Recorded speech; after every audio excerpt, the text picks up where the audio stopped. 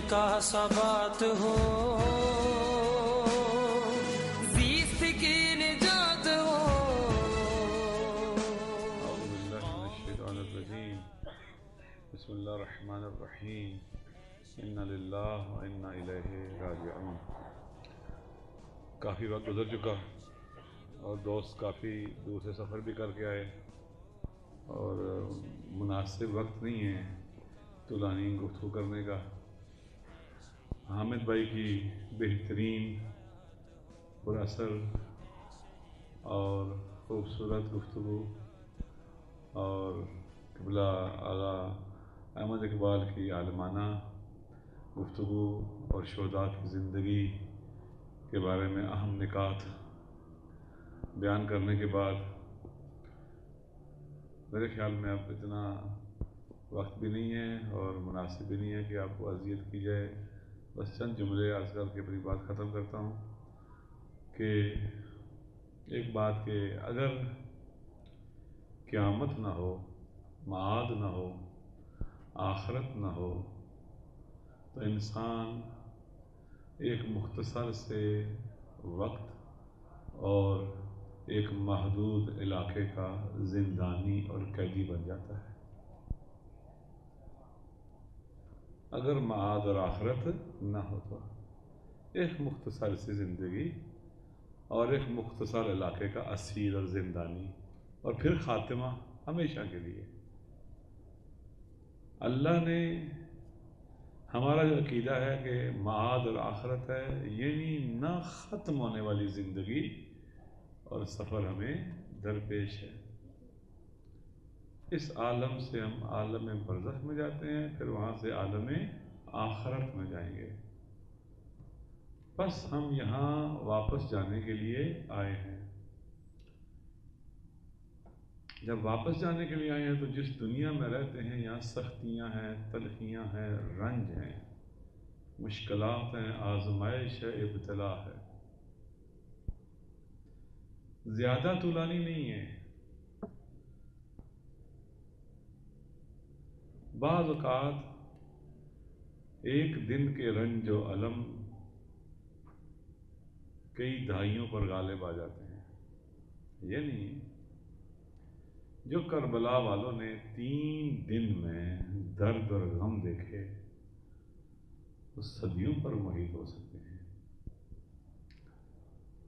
بالآخر ان دردوں اور رنجوں کا علاج کیا ہے؟ یہ وہ ہے جو امام حسین نے اپنے خشک لبوں کے ساتھ اپنے پیاسے ساتھیوں کو بتلایا۔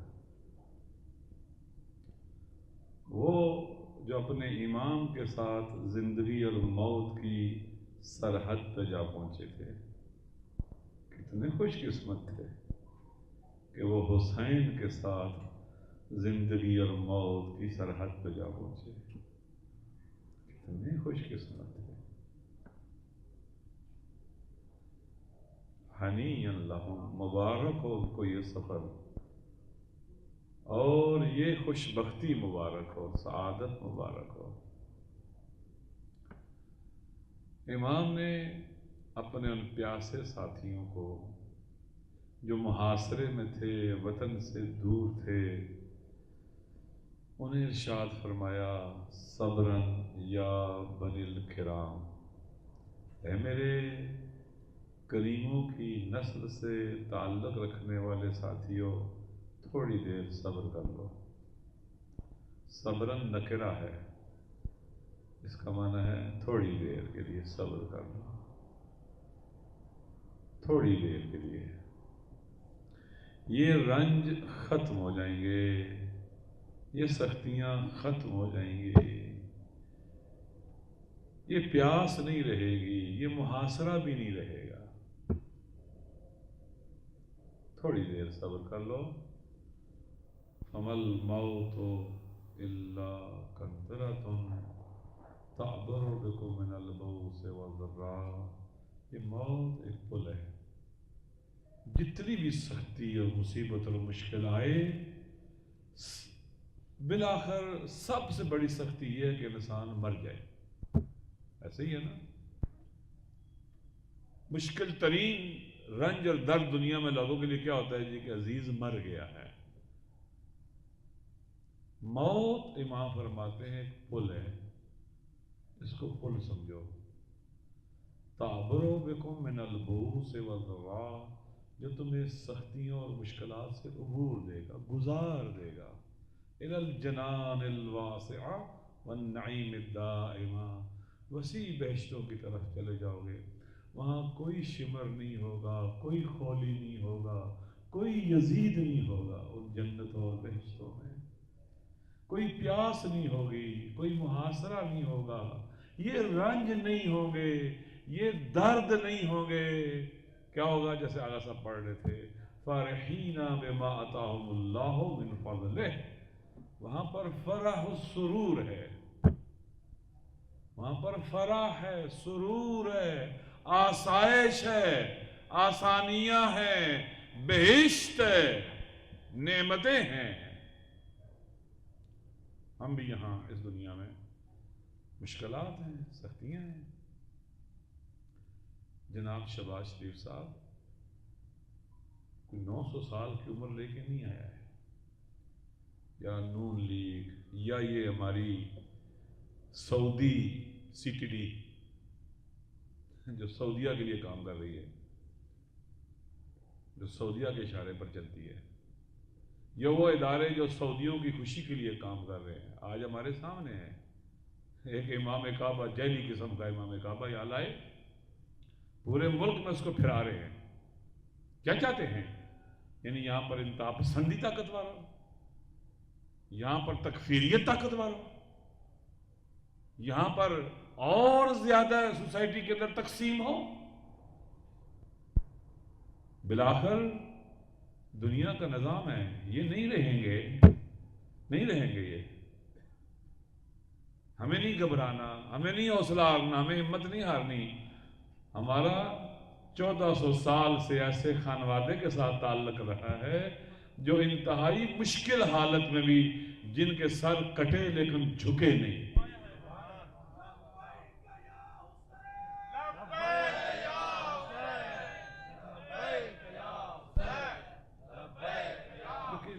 ہم نواز شریف سے ڈر جائیں، شہباز شریف سے ڈر جائیں، اس کی سی ٹی ڈی سے ڈر جائیں، ان دہشت گردوں کو پالنے والوں سے ڈر جائیں.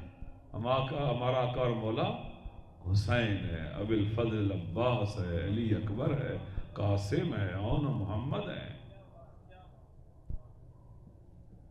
یہ وقت گزر جائے گا. ان مع العسر یسرا. لیکن لذت وہی محسوس کریں گے جنہوں نے جواں مردی اور ثابت قدمی کا مظاہرہ کیا، اور جو گھبرا گئے وہ شرمندہ رہیں گے، اندر سے ٹوٹتے رہیں گے. دنیا ہے ہی رنجوں کی جگہ، دردوں اور دکھوں کی جگہ. انبیاء جن کے لیے، ہمارے نبی جن کے لیے کائنات بنی، کہا ما اوذی نبی قط ما اوذیت، جتنی مجھے تکلیف دی گئی اتنی کسی کو نہیں دی گئی. من احبنا اہل البیت فلیستعد للبلاء، جو ہم اہل بیت سے محبت کرتا ہے وہ ابتلاءات اور مصیبتوں کے لیے تیار رہے. تو تیار رہو، تیار رہو. ان چھوٹے چھوٹے یزید کے بچوڑوں سے ہم نے نہیں ڈرنا. ہم نے کوئی غلط کام نہیں کرنا، کوئی ایسا کام نہیں کرنا جس سے شرمندگی ہو، کبھی نہیں کریں گے. ہم کریموں کی نسل سے تعلق رکھنے والے کربلائی ہیں. ہم کبھی وہ کام نہیں کریں گے جس سے شرم کے مارے ہمارے سر جھک جائیں.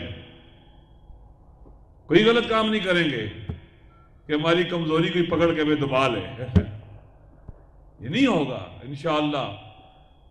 ہم شریف لوگ ہیں، شریفوں کی نسل سے تعلق رکھتے ہیں. انشاءاللہ یہ وقت گزر جائے گا. صبراً یا بنی الکرام، اے میرے کریموں کی نسل سے تعلق رکھنے والے ساتھیوں، تھوڑی دیر اور صبر کر لو. مشکل دور گزر جائے گا. البتہ یہ ذہن میں رکھ لو، ایک مشکل مرحلہ گزرے گا تو دوسرا آئے گا، دوسرا گزرے گا تو تیسرا آئے گا، تیسرا گزرے گا تو چوتھا آئے گا. کئی زینے مشکلوں کے ہم نے چڑھنے ہیں. یہاں تک کہ اپنے خدا سے جا ملے اپنے لہو میں ڈوب کر. آخری جملہ یہ میں اکثر پڑھتا رہتا ہوں. حضرت ثانیہ زہرا جب دربار ابن زیاد میں آئیں تو رسن بستہ تھی، علی کی بیٹی، اس نبی کی بیٹی ہیں جس نے دنیا کو آزادی کا درس دیا. اس کی بیٹی کے ہاتھوں میں رسیاں تھیں، سر پہ چادر نہیں تھی. عربی کے جملے ہیں، ڈاکٹر شہید ہاشمی ریاض نے لکھا ہے دخلت زینب بنت علی علی بن زیاد. کل بی بی کی شہادت کا دن تھا. دخلت زینب بنت علی علی بن زیاد وهي في أرذل ثيابها وتكتم وجهها بكمها لأن خمارها قد صلب. رسول کی بیٹی اس حال میں داخل ہوئی ابن زیاد کے دربار میں. پہلے تو سوچے نا رسول کی ناموس اور غیرت اور دربار میں لائی جائے، کتنا مشکل ہے یہ. رسول کی بیٹی ثانیہ زہرا، جس کا نام بھی رسول نے زینب رکھا تھا، سر پہ چادر نہیں ہے. وَهِيَ فِي أَرْذَلِ ثِيَابِهَا. ارذل انتہائی بہت سیدھا کہنا قسم کا لباس، گرد و غبار سے اٹھا ہوا، سر پہ چادر نہیں ہے. وَتَكْتِمُ وَجْهَهَا بِكُمِّهَا. اپنی آستین سے چہرے کو چھپایا ہوا تھا ان شرابیوں سے. لِأَنَّ خِمَارَهَا قَدْ صُلِبَ.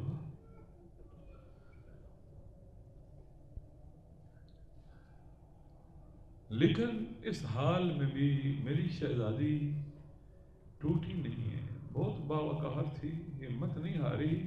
بی بی کا اٹھتا ہوا ایک ایک قدم انسانی وقار کی معراج تھا.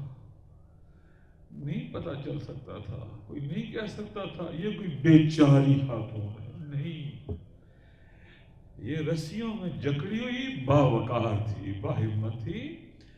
ابن زیاد نے دیکھ کے کہا من هذه المتکبرہ، یہ مغرور عورت کون ہے؟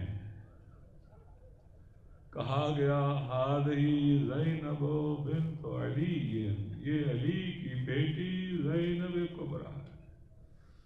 بیوی کو خطاب کر کے کچھ جملے اس نے کہے. اس میں ایک جملہ یہ کہا کیف رأیت صنع اللہ بأخیک وأہل بیتک. تو نے اپنے اللہ کے سلوک کو اپنے بھائی کے ساتھ کیسا پایا؟ علماء بیٹھے ہیں. بیوی نے جواب دیا ما رأیت الا جمیلا، یعنی ما رأیت صنع اللہ الا جمیلا. میں نے اللہ کے سن اور عمل کو سوائے زیبائی اور جمال کے اور کچھ نہیں دیکھا. میں نے اس میں جمال دیکھا ہے، زیبائی دیکھی ہے. جو اللہ نے کیا ہمارے ساتھ اس میں جمال ہے، زیبائی ہے. کیسے؟ اللہ نے ہمیں توفیق دی ہم مدینہ سے ہجرت کریں اس کے راستے میں، اس ہجرت میں بھی جمال ہے. اللہ نے ہمیں توفیق دی ہم مدینہ سے مکہ اور مکہ سے کربلا ہجرت کریں، اس ہجرت کی توفیق میں بھی جمال ہے. ہم کربلا آ گئے، ہمارا پانی بند کر دیا گیا، ہم راہ خدا میں پیاسے تھے. یہ جو توفیق پیاس ملی اللہ کے راستے میں، اس میں بھی جمال خدا ہے. پھر عصر روز عاشور سے میرے عزیز میرے بھائی کے انصار شہید ہوتے رہے، اس شہادت میں بھی جمال خدا ہے. کتنا کریم رب ہے، اس نے ہمیں توفیق دی ہم اس کی راہ میں شہید ہو جائیں. یہ توفیق شہادت بھی جمال ہے، جمال ہے. یہ مظلومی بھی جمال ہے اس کے راہ میں. میں ایک اور طرح سے بھی بیان کرتا ہوں. بیوی نے کہا نا میں نے جمال خدا دیکھا کہ جب خالی گھوڑا خیمہ آیا، میں دوڑ کے جب بلند ٹیلے پہ پہنچی، جب میں نے حسین کے سینے پر شمر ملعون کے پاؤں دیکھے اور ہاتھ میں اپنے حسین کی پاک ریش کو دیکھا اور خنجر کو چلتے دیکھا، میں نے اس میں بھی جمال خدا دیکھا تھا. جب میرے خیموں کو لوٹ کے آگ لگائی گئی، میں جلتے ہوئے شعلوں میں بھی جمال خدا دیکھتی رہی۔ جب میں لاش حسین پر لائی گئی، میں نے حسین کے لاشے کو پتھروں کے ڈھیر تلے دیکھا، میں نے اس میں بھی جمال خدا دیکھا۔ میں جب بازار میں لائی گئی، لوگ میرا تماشا دیکھ رہے تھے، میں اس میں بھی جمال خدا دیکھ رہی تھی۔ اللہ لعنت اللہ علی القوم الظالمین۔